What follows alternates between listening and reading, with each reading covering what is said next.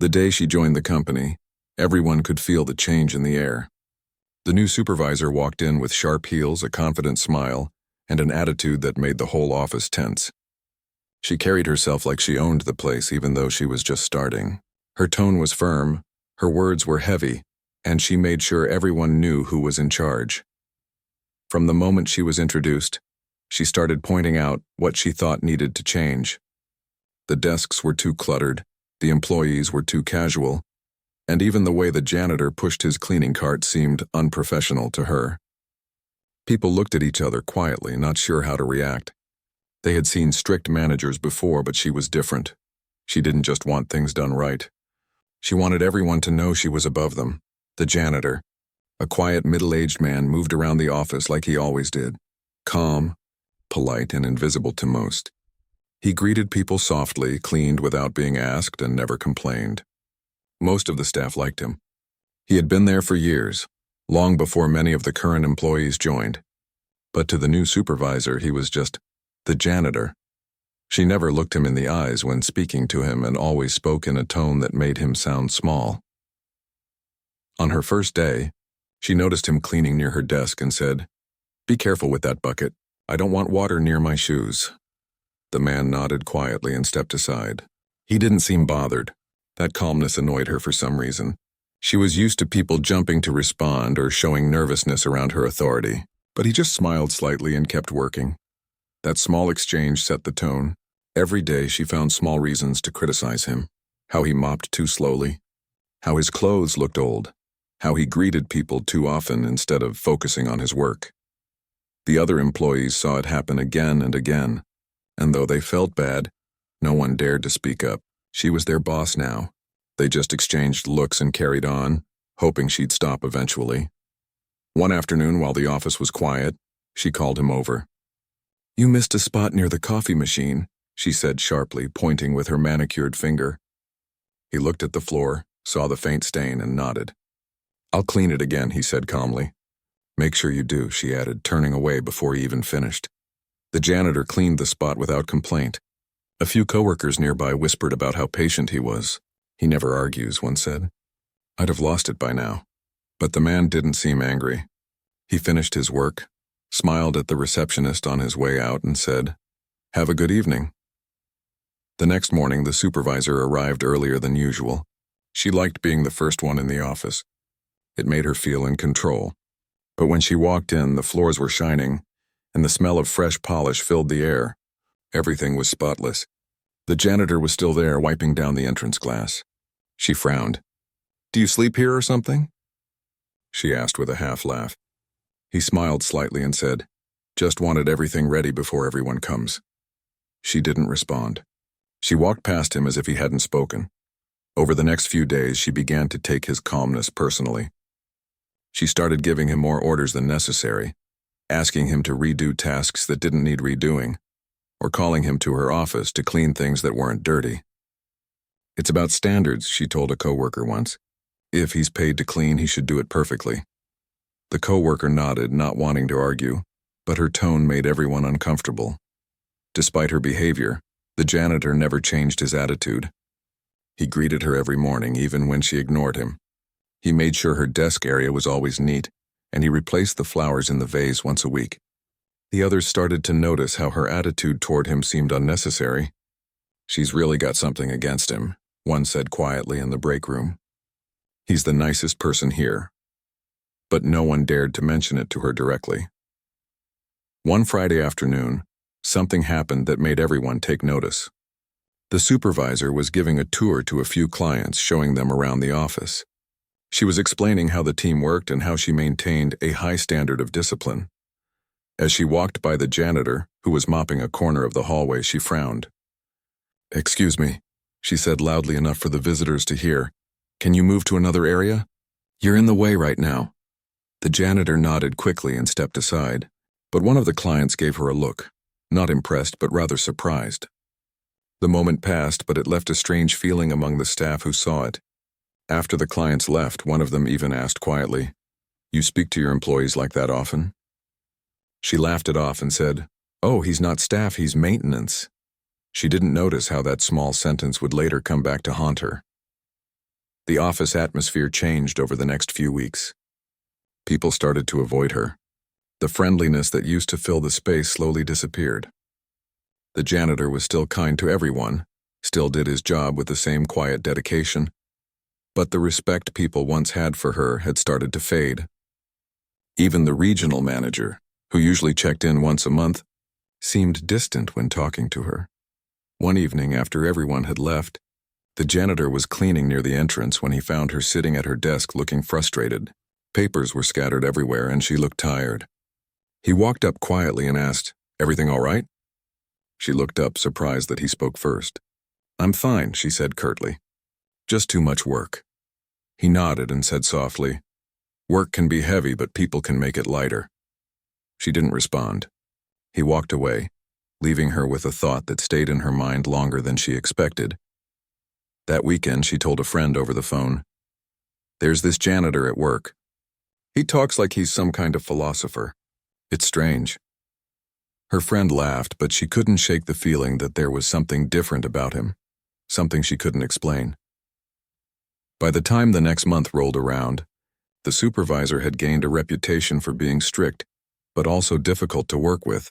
Her efficiency was high, but morale was low. The company's human resources department received small anonymous complaints about her attitude. Nothing serious enough for disciplinary action, but enough to raise questions. Still, she didn't think she was doing anything wrong. "I'm just doing my job," she told herself. "If they can't handle it, that's their problem." Meanwhile, the janitor continued to be a quiet presence in the office. One day, while cleaning the conference room, he saw her struggling to move some heavy files. Without saying anything, he walked over and helped her lift them onto the shelf. She didn't thank him. Instead, she said, "You should have asked before touching these."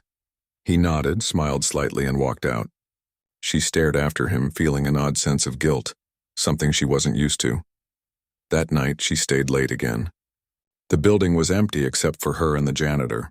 As she packed her bag, she saw him in the lobby, polishing the company's brass logo on the wall. She stopped for a moment, watching. The way he cleaned, and with patience, almost care, made her wonder why someone like him worked such a quiet job. He noticed her watching and smiled. "Good night," he said. She replied with a quick nod and left, but something about his calmness unsettled her. It wasn't weakness. It was confidence. A quiet kind of strength she didn't understand. Over the next few days, she caught herself thinking about him more than she wanted to admit. Not out of respect, but confusion. Why didn't he react to her tone? Why didn't he ever get angry? Why did everyone seem to like him? She didn't know that the answers to those questions would soon change her entire view of him, and herself. One morning, the regional manager sent an email announcing a surprise visit to review office operations. Everyone started preparing nervously. The supervisor saw it as her chance to impress the higher-ups again. She ordered the staff to stay late, polish every surface, and make everything look perfect. "We need to show them excellence," she said proudly. As everyone worked, the janitor quietly moved from desk to desk, helping where he could. He fixed a broken chair, replaced a flickering bulb, and offered water to tired employees. No one asked him to, he just did it. The supervisor saw him doing it and rolled her eyes. "He's always trying too hard," she muttered. But deep down, something in her felt uneasy. That night, as the lights dimmed and the office grew quiet, the janitor locked up as usual. He stood for a moment in the hallway looking at the company's logo again. His expression was thoughtful, not like a worker looking at his job, but like someone looking at something that belonged to him. Then he turned off the lights and walked out, leaving behind a building that was about to see a truth no one expected. The next morning would begin just like any other. The supervisor would arrive early, confident and proud. But this time, the quiet janitor she had spent weeks disrespecting would no longer be just a face in the background. His real identity, and the reason he stayed silent, was about to come to light. The following week started just like any other, but something about the air in the office felt heavier. The supervisor had settled into her role now, and her behavior had become more predictable. Sharp words in the morning, a list of complaints by noon, and a cold silence by evening. People tried to stay out of her way. Even the sound of her heels clicking down the hall made employees straighten up nervously. The janitor, however, didn't change a thing. He moved through the building with the same quiet focus. He cleaned the windows, emptied the bins, and mopped the floors before the first shift began. No matter how rude the supervisor was, his behavior stayed calm. Some thought maybe he didn't care. Others thought he was just used to being treated that way. But the truth was, he noticed everything. The way people avoided her, the tension in the meetings, and the tired faces of the staff. He had worked there long enough to know that good people could be broken by bad leadership. Still, he never said a word. He just watched and listened, waiting. One Tuesday morning, she arrived earlier than usual. The janitor was already there, wiping down the front door. Without saying good morning, she pointed to a smudge on the glass and said, "You missed a spot." He looked at it, even though there was barely anything to see, and nodded. "I'll fix it," he replied. "You should pay more attention," she continued. "If you did your job properly, I wouldn't have to keep reminding you." He didn't argue. He wiped the spot again, polished it until it was clear, and quietly stepped aside. She stared for a moment, waiting for some kind of reaction, but he gave her none. That irritated her more than anything. Throughout the day, she continued finding small ways to show her authority. She asked him to carry boxes up the stairs, then told him he was too slow. She made him clean the kitchen twice because she claimed she smelled something. The staff began to notice the way she targeted him specifically. They didn't say it out loud, but their eyes said it all. They thought she was going too far. At lunch, a few employees whispered about it near the break room. "He doesn't deserve that," one said softly. "He's been here longer than anyone." Another nodded. "He probably knows this place better than she ever will." Meanwhile, the janitor ate his lunch quietly at the back near the supply closet. He didn't complain or gossip. He just sat there, his old lunchbox on his lap and a calm look on his face. A younger coworker walked by and said, "You're really patient. How do you do it?" The janitor smiled. "Patience isn't weakness," he said gently. "Sometimes silence teaches more than words." The coworker nodded, though he didn't fully understand what he meant. Later that afternoon, the supervisor called for a staff meeting. She stood at the front of the room with her usual confident tone. "We need to maintain professionalism here," she said. "That means everyone, even maintenance, needs to meet higher standards." The word maintenance hung in the air like an insult. Everyone knew who she was referring to. The janitor, standing near the back with his mop, didn't look offended. He simply nodded as if taking her words seriously. But several employees exchanged uncomfortable glances. After the meeting, she approached him again. "By the way," she said, "the storage room is messy. I want it spotless by tomorrow morning." "Everything labeled, everything organized," he nodded. "Of course." When she walked away, one of the office assistants whispered, "That room hasn't been cleaned in years. She's just trying to make him fail." But the next morning when she arrived, she found the storage room perfectly arranged. Every shelf was clean, every box labeled. It looked like a catalog photo. For a moment, she was speechless. She glanced around, expecting to find a flaw, but there wasn't one. The janitor appeared behind her quietly, holding a clipboard. "Is this what you wanted?" he asked politely. She blinked, trying to sound unimpressed. "It's fine," she said, pretending not to care. "Just make sure it stays that way." Then she turned quickly and left. But as she walked down the hallway, a small part of her felt unsettled. That day she noticed more things about him. He greeted everyone by name. He remembered birthdays. When one of the staff members dropped coffee on their shirt, he handed them a spare towel before they even asked. When a deliveryman came with boxes, he helped carry them without being told. There was something about him that made people relax, the opposite of what she caused when she entered a room. That evening, when the regional manager made a surprise visit, she rushed to greet him. She was all smiles, ready to show how well she ran the place. As they walked through the hallway, the manager stopped and said, "Oh, there he is. Haven't seen you in a while." The supervisor turned and saw the manager shaking hands with the janitor, warmly like old friends. Her smile faltered. "You two know each other?" she asked, confused. The manager laughed. "Of course. We go way back. He used to work with the board on a few projects before I joined. Hard-working guy. Always admired him." The supervisor froze. "Oh, I didn't know that," she said, trying to sound casual. The janitor only smiled and said, "Just doing my job." The manager patted his shoulder, always humble. "That's what I like about him." Then he turned to her. "You've got a good team here. Make sure you appreciate them." Of course, she replied, forcing a grin, but inside she was shaken. When the manager left, she went back to her office, still trying to make sense of what she had heard. Projects with the board? She muttered. That can't be true. He's just a janitor. But something about the way the manager had spoken made her doubt it. The next few days were awkward. She couldn't look at him the same way anymore. Every time she passed him, her confidence slipped a little. She wanted to ask him about his past, but pride held her back. Instead, she doubled down, trying to reassert control. One morning, she called him into her office again. "You've been slacking lately," she said coldly. "I've seen dust on the blinds and fingerprints on the glass doors. You're not as careful as you used to be." He stood quietly listening. "I'll take care of it," he said calmly. She frowned. "Do you ever get angry?" He looked at her, surprised by the question. "Anger doesn't fix anything," he said simply. That answer unsettled her even more. She looked away, pretending to check her computer. "Well, just make sure it's done." As he left her office, she sat in silence, her fingers tapping against the desk. Something about him was bothering her deeply. Not his presence, but what he represented. He had a kind of peace she couldn't understand. That evening, as she left the office, she passed by the janitor again. He was helping the security guard fix a light switch in the hallway. She paused and watched for a moment.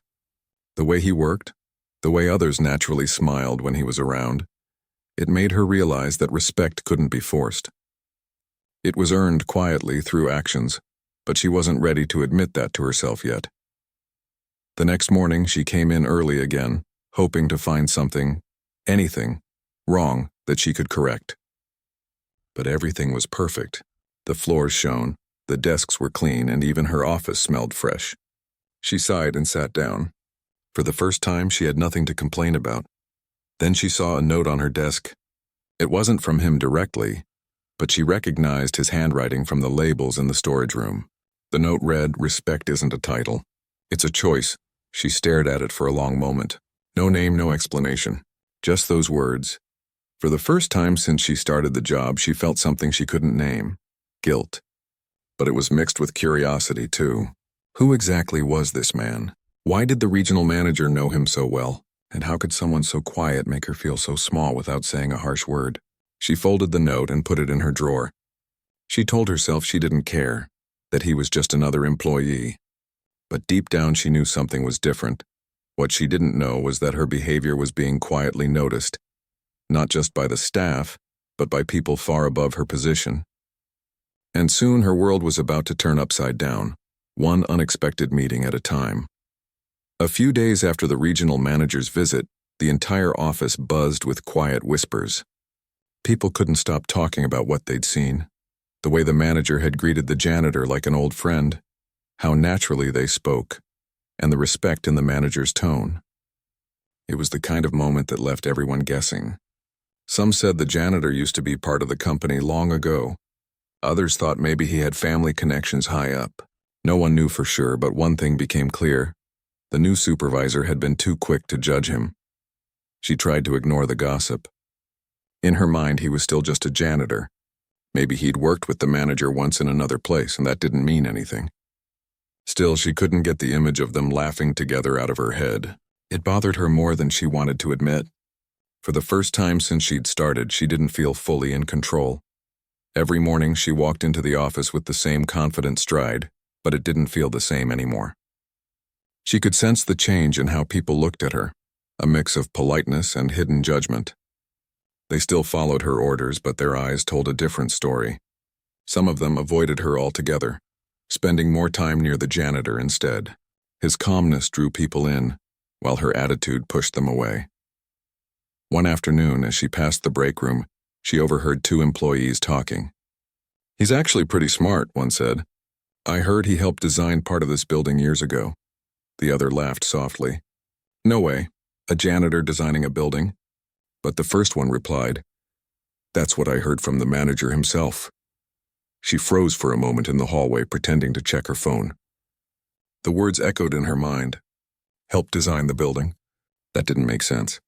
She had looked at his file once when she joined. It was simple. Maintenance staff over 10 years in. Service, quiet record, no issues. Nothing more. But something didn't add up now. Later that evening, after everyone had gone home, she sat at her desk staring at his name on the employee list. It was strange how much she'd thought about him lately, a man she barely respected before. She told herself she was just curious, but deep down she knew it was something else. He made her feel small, not through words or power, but by being everything she wasn't, patient, respected, and genuinely liked. The next day, she decided to test him. She called him into her office and said she'd found out that one of the storerooms in the basement hadn't been cleaned in months. "I want it done by the end of the day," she ordered. "It's full of old furniture and boxes. I don't care how long it takes." He nodded as usual. "All right," he said softly. She watched him leave and felt a strange satisfaction. But when she went down later to check, she found him working quietly, surrounded by dust and old equipment. He had taken everything apart, sorted items neatly, and even fixed a broken shelf. She wanted to find something wrong, but couldn't. "You've been here all day?" she asked. He wiped his hands and nodded. "Yes, there's a lot of history in this room." "History?" she repeated, frowning. He smiled faintly. "Old plans, old decisions, old people who built this place. Sometimes cleaning a space reminds you who it really belongs to." She didn't know what he meant, but his words made her uncomfortable. She left without replying, though something about his tone stayed in her mind the rest of the day. That week, the company started preparing for a big visit from corporate headquarters. Everyone was nervous. The regional manager sent a notice saying that one of the company's board members would be stopping by for an inspection. The supervisor was thrilled. It was her chance to prove her leadership and maybe even earn a promotion. She stayed late each night, ordering people around, rewriting reports, and making sure the office looked perfect. But while she was barking orders, the janitor simply went about his work quietly, helping anyone who needed it without being asked. When an employee's computer cord broke, he fixed it. When someone spilled coffee on the carpet, he cleaned it immediately. The office would have fallen apart without him, but she never once acknowledged it. 2 days before the visit, she overheard a group of workers laughing softly in the corner. "Did you know he used to be a department head somewhere?" one of them whispered. "He left after selling his shares to the company." Another added, "No wonder the manager respects him. He probably helped build half of this place." The supervisor's chest tightened. She didn't like what she was hearing. It couldn't be true, could it? If it was, that meant she'd been disrespecting someone far more important than she thought. That night she barely slept. The next morning, she went to HR and casually asked for more details about his background. The HR officer looked surprised. "Why do you ask?" "Oh, just curious about long-term employees," she said quickly. The officer shrugged. "Well, his record doesn't say much, but I do know he's been here since the company's early years. He was close with the founders. That's all I can tell you. Close with the founders." The word sent a chill down her spine. She thanked the officer and walked away, her mind spinning. That afternoon, when she saw him cleaning near the main entrance, she tried to act normal. "You've been here a long time, haven't you?" she asked, pretending it was small talk. He looked up, smiling kindly. "Yes, long enough to see many things change. People come, people go," she hesitated. "So you knew the original owners?" "I did," he said simply. "Good people. They believed everyone here mattered, no matter what title they had." She nodded awkwardly and left. For the first time, she felt truly uneasy. Everything she'd built her confidence on, her title, her authority, her control, suddenly felt fragile. The next day, the regional manager returned for a short meeting to finalize the upcoming visit. As he walked through the hall, he stopped again to talk to the janitor. This time, the supervisor didn't interrupt. She stood nearby, pretending to check her notes, but listening closely. "You ready for next week?" the manager asked him. The janitor smiled. "Always ready." "Good," the manager replied. "You'll be sitting with us at the meeting." The supervisor's head shot up. "Sitting with them?" She blinked, sure she'd misheard. The manager continued. "You've been quiet long enough. It's time they remember who helped build all this." Her stomach dropped. She looked at the janitor, but he didn't look back. He just nodded calmly as if everything was normal. When the manager left, she walked over, trying to sound casual. "You're attending the meeting next week?" "Yes," he said. "Just for a short while." "Oh," she replied, forcing a smile. "Must be nice to get noticed after so long." He looked at her and said softly, "People notice more than you think. Sometimes they just wait for the right time to show it." His words struck her harder than she wanted to admit. For the rest of the day, she couldn't focus. She replayed every rude comment, every harsh tone, every order she'd given him. The weight of it all pressed on her chest. That evening, when she left the building, she saw him outside sweeping near the gate. For once, she stopped. "Good night," she said quietly. He looked up, smiled gently, and replied, "Good night, ma'am." Something about the way he said it, respectful yet distant, made her feel small again. That weekend, rumors spread even faster. Some said the janitor wasn't just a former employee but a silent partner in the company. Others claimed he had stepped down years ago to see how the company treated people from the bottom up. No one knew the full truth, but everyone was curious. On Monday morning, the atmosphere was tense. The big meeting was just a day away. The supervisor came in early, nervous but determined to prove herself.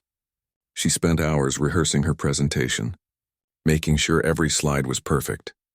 But as she looked out the glass wall of her office and saw the janitor quietly polishing the company's logo on the wall, she couldn't help but wonder, who was he really? And deep down, a feeling she didn't recognize began to grow. Not just fear or guilt, but respect. What she didn't realize was that the next day would reveal everything. The janitor's true identity, the reason he stayed silent, and the lessons she'd never forget were all about to come out in one unforgettable meeting. The morning of the big visit arrived with a kind of tension that wrapped around the office like fog. Everyone was moving fast, cleaning desks, straightening files, double-checking schedules. The supervisor walked through the floor like a commander preparing for inspection, her clipboard clutched tightly in her hands. She was determined to make everything perfect. She wanted this day to prove her worth. The visit from the board member was her chance to show she could handle responsibility, maybe even get noticed for a higher position. Every little thing mattered. The shine on the windows, the smell of the air, the neatness of the reception desk. Nothing escaped her eyes except one thing: the janitor. He was already there before sunrise, quietly moving between rooms, checking corners, and polishing the marble floor until it gleamed. He didn't seem nervous at all. While everyone else rushed around, he worked slowly, with a calmness that almost seemed out of place. A few employees stopped to thank him for helping them organize, but he only smiled and said, "We all want this place to look its best." When the supervisor passed by, she gave him a short nod, not quite friendly, not quite rude. She didn't want to think about the rumors she'd heard about him being connected to the founders or having once been a department head. She wanted to believe none of it mattered. To her, he was still just a janitor. At 10 o'clock sharp, the regional manager arrived with the board member, a tall man in a tailored suit with an air of quiet authority. The entire office fell silent as they walked in. The supervisor greeted them with her best smile, shaking hands and offering a tour. Everything went smoothly at first. The board member complimented the layout, the work ethic, the organization.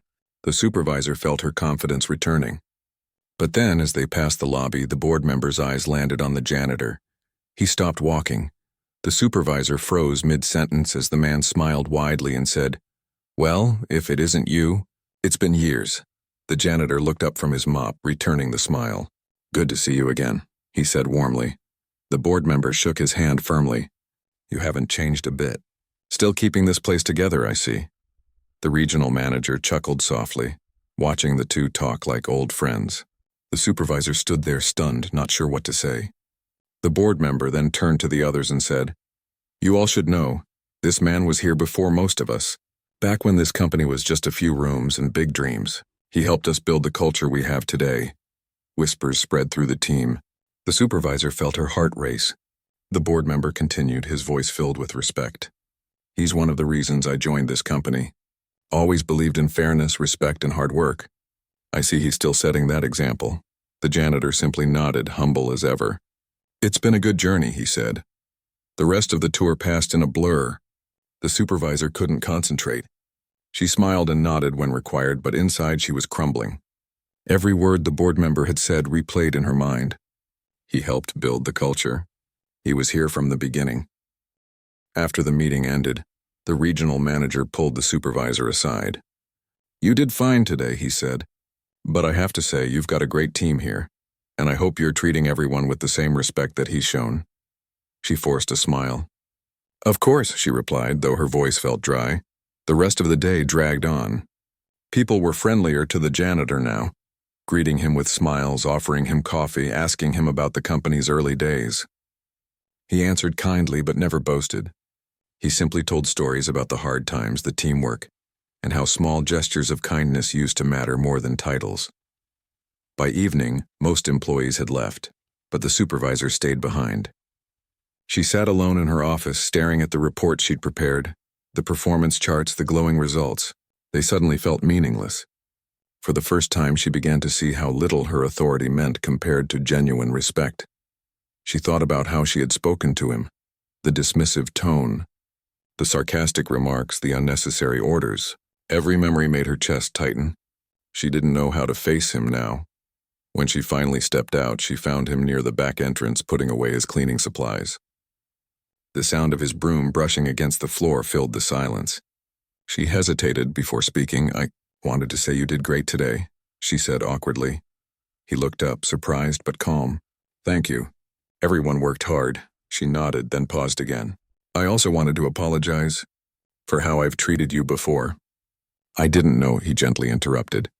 "You don't have to explain." "But I do," she insisted. "I judged you before I even knew who you were." He smiled softly.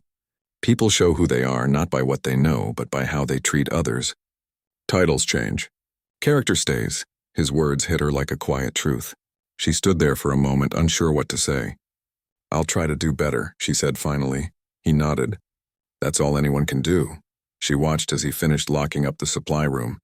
There was no anger in his eyes, no pride, just calm understanding. Somehow that made her feel even smaller, not because he looked down on her, but because he didn't.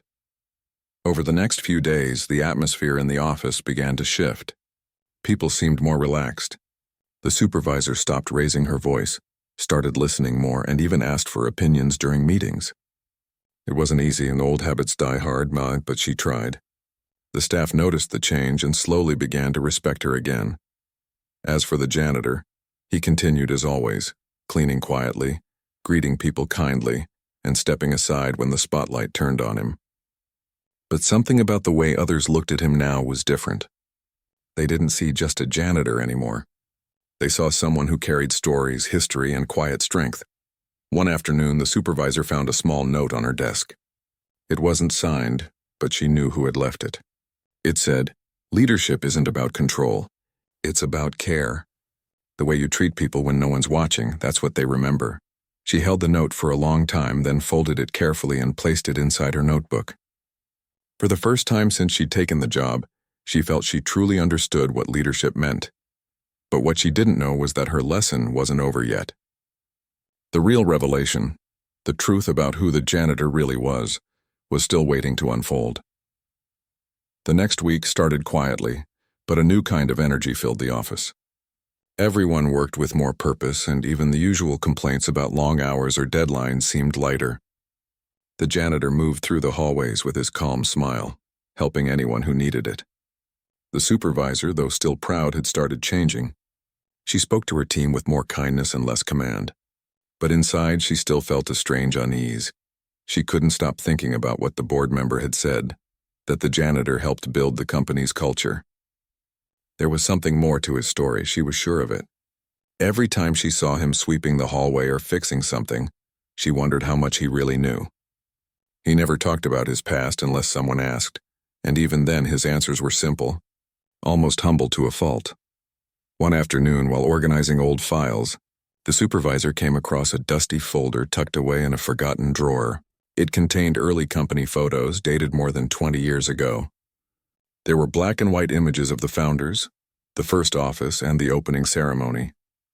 As she flipped through them, her hand suddenly froze. There he was, younger, standing beside the founders, wearing a suit, shaking hands with one of them. He wasn't holding a mop. He wasn't in the background. He was in the center of the picture, smiling proudly as though he belonged there. Her heart started racing.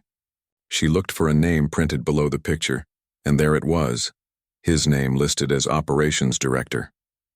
For a moment, she couldn't breathe. She stared at the image again, her mind struggling to piece everything together. Operations Director? The same man who now worked as a janitor? It didn't make sense. She carried the folder to her desk and sat down heavily.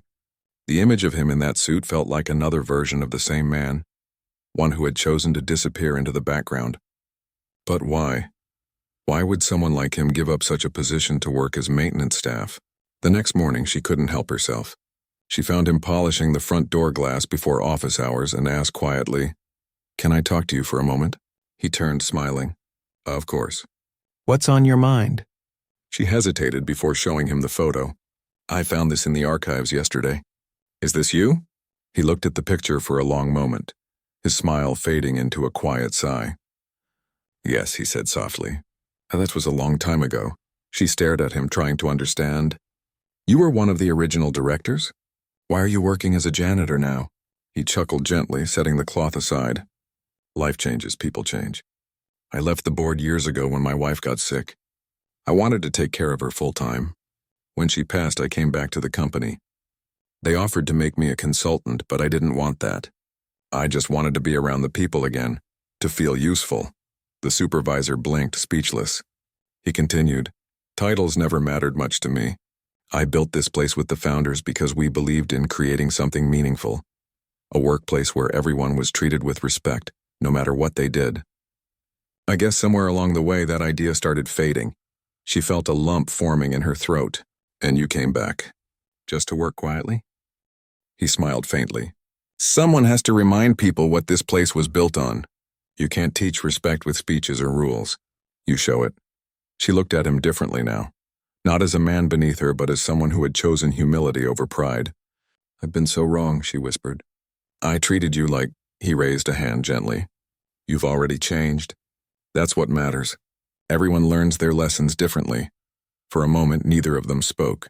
The morning sunlight streamed through the glass, reflecting off the polished floor. Then he added, "Do you know why I stayed here after I sold my shares?" She shook her head. "Because I loved watching people grow," he said. "I've seen interns become managers and cleaners become team leaders. It's not about power, it's about purpose. That's what too many forget." His words stayed with her long after their conversation ended. That day, she couldn't focus on her reports. Instead, she watched the people around her. The receptionist answering calls politely, the interns helping each other with files, the janitor fixing a loose chair. She finally saw the company the way he did, not as a system of ranks, but as a community built on effort and care. Weeks passed, and her leadership truly transformed. She started listening more, helping instead of ordering, encouraging instead of criticizing. The team began to thrive again. Productivity rose, but more importantly, so did morale. People actually wanted to come to work. The office, once tense and silent, now felt warm and alive. Then one morning, the regional manager called a special meeting. The entire staff gathered in the conference room, curious and excited. The manager smiled and said, "Today we have a new announcement. The company board has decided to reopen the Founders Mentorship Program, and our own longtime member will be leading it." Everyone turned as the janitor stepped forward. He was no longer in his usual work uniform. He wore a simple shirt and jacket, but his presence filled the room. The regional manager continued, "Most of you know him as the person who keeps this place spotless. But before that, he was one of the people who built it.